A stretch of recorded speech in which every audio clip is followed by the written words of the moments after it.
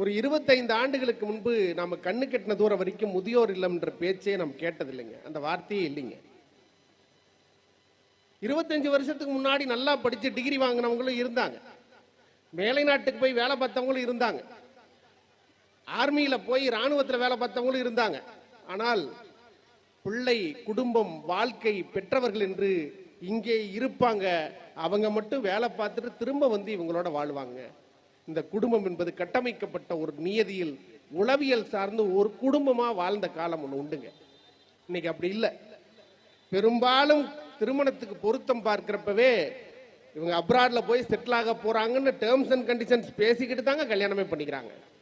அப்ப பெத்து வளர்த்தவங்களை நான் பார்த்துக்கவே மாட்டேன்ற முடிவோட திருமணம் பண்ணிக்கிறவங்களை என்ன பண்ண முடியும்? இந்த வாழ்வியல் முறை சரியாங்க?